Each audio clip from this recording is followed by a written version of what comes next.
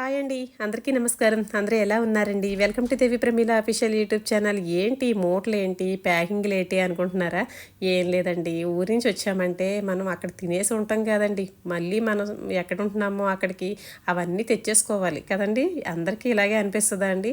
మా వారు, మేము ఎవ్వరు వెళ్ళినా కూడాను కంపల్సరీ అక్కడ ఏమేమి దొరుకుతాయో అవన్నీ కూడా మళ్ళీ మూటలు కట్టుకొని తెచ్చుకోవడమేనండి. అవి 4 రోజులు ఇంట్లో పెట్టుకొని హమ్మయ్య! ఊరు నుంచి తెచ్చుకున్నాం కదా! చక్కగా సరదాగా 4 రోజులు పిల్లలతో పాటు తిందాము అని అనిపిస్తుందండి. అలాగే అనిపిస్తుందా మీకు కూడాను? ఇక ఊరు నుంచి వచ్చేటప్పుడు మా వారు తీసుకొచ్చిన ప్యాకింగ్‌లండి ఇవన్నీ కూడాను మీకు చూపిస్తున్నాను. ఇక సరదాగా నాతో పాటు చూసేసేయండి మరి. మీరు ఇలాగే తెచ్చుకుంటారా? ఒక చిన్న కామెంట్ అయితే చేసి పెట్టండి.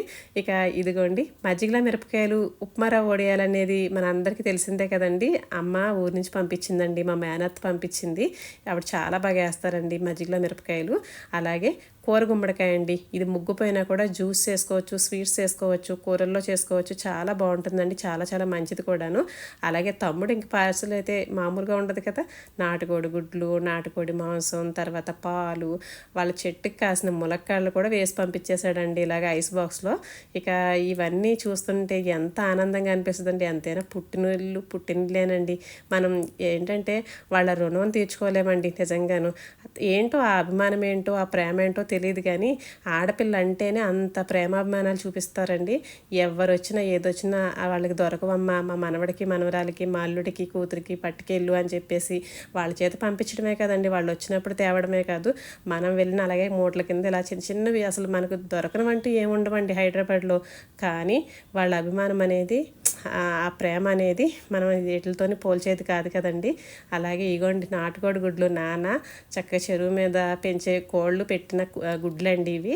ఎంత బాగున్నాయో అసలు న్యాచురల్ గుడ్లు కదండి. ఇలాంటివి దొరకాలంటే కష్టమేలేండి. ఎన్ని రూపాయలు పోయాలో వీటికైతేనే కదా. లేత ములక్కాడలు చెట్లకు కూడా కాస్తున్నాయంట. ఇక 4 ములక్కాడలు అయితే వేసిందండి అమ్మ అందులోను. ఇక ఇవేనండి ప్యాకింగ్లు అయితే. ఇక తర్వాత చింతపండు అండి. ఊరు నుంచి చింతపండు తెచ్చుకొచ్చారు. ఈ చింతపండు గుజ్జు తీసి స్టోరేజ్ చేసుకునే విధానాన్ని నేను పెడతానండి. ఇప్పుడు ఎండాకాలం కదా, ఇప్పుడే చేసుకోవాలి. చాలా బాగా వస్తుందండి. ఈ ఎండాకాలం వచ్చిందంటే ఎన్ని పనులు ఉంటాయో తెలుసండి. వీటితో పాటుగా కొత్త కారాలండి.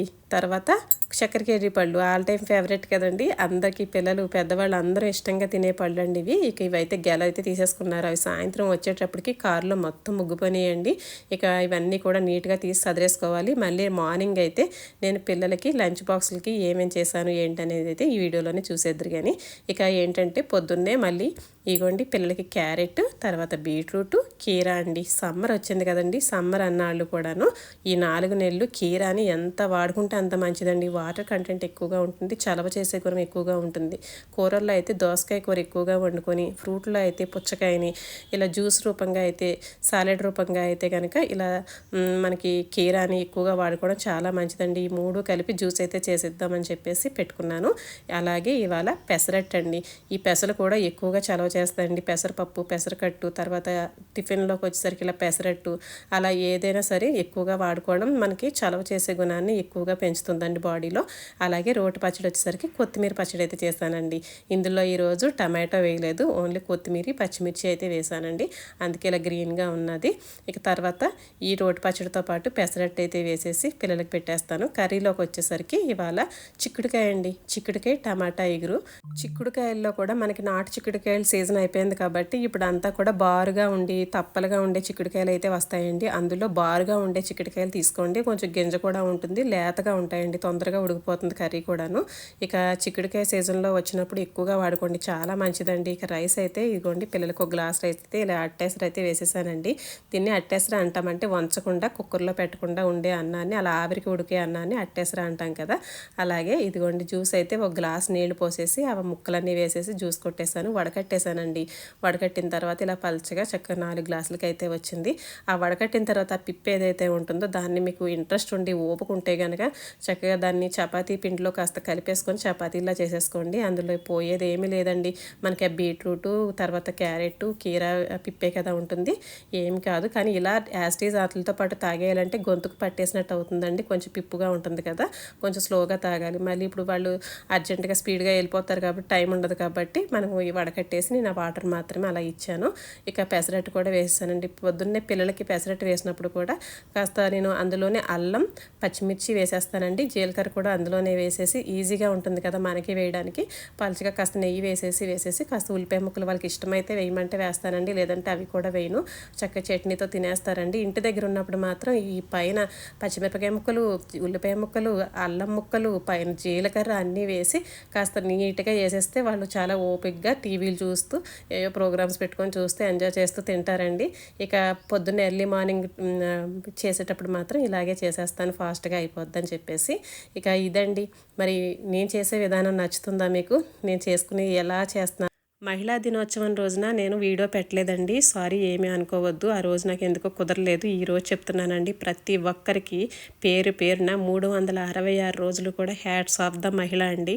ఎందుకంటే మనం నిజంగా ఒక కంప్యూటర్లో ఏదైనా అడిగితే ఆ విషయం వరకే చెప్తుందండి, కానీ ఇంట్లో ఒక మహిళ ఎన్ని పనులు ఎన్ని చేస్తుందండి.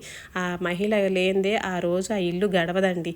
కాబట్టి మనం అన్ని పుట్టుకతోనే నేర్చుకొని వచ్చేయం కదండి. మనం చుట్టుపక్కల ఉన్న ఒక 10 మంది మహిళల దగ్గర మనం మంచి చెడులు చూసి నేర్చుకొని ఏది కావాలో అది మనం పట్టుకొని ఫాలో అయ్యేదేనండి. అలాగే నేను కూడా ఎంతోమంది దగ్గర చూసి నేర్చుకున్నవే నేనైతే నా లైఫ్లో ఇంక్లూడ్ చేసుకున్నాను. అవే నేను చేసుకునే విధానాన్ని మీకు వీడియోలో పెడుతున్నానండి. ఇలా నా దగ్గర మీకు ఏదైనా చిన్న విషయం నచ్చి మీరు ఫాలో అవుతున్నా కూడా నాకు చాలా చాలా హ్యాపీ అండి. ఇక ఈరోజు అమ్మ ఊరి నుంచి పంపించింది కదండి పాలు, అవన్నీ కూడా గడ్డ పెరుగు తోడు పెట్టే విధానాన్ని మన ఛానల్లో ముందుగానే అప్లోడ్ చేశాను. ఆ పాలు అయితే ఇలా మరగబెట్టేసి చక్కగా పెరుగైతే తోడు పెడతానండి. ఇక మంచి కాఫీ తాగుతూ మళ్ళీ మంచి వీడియోతో మళ్ళీ ముందుకైతే వస్తాను. థ్యాంక్ యూ ఫర్ వాచింగ్ అండి. వీడియో నచ్చితే కనుక లైక్ చేసి సబ్స్క్రైబ్ చేసుకోండి. మంచి కామెంట్ని అయితే నా దాకా తీసుకురండి. ఉంటానండి మరి.